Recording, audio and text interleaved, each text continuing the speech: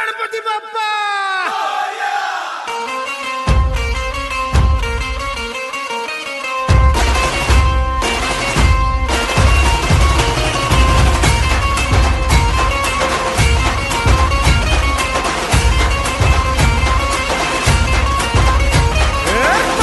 नमन करुणी वंदन इडा मांडून इडा देवाला इडा गावाला इडा पाटलाला इडा मंडळीला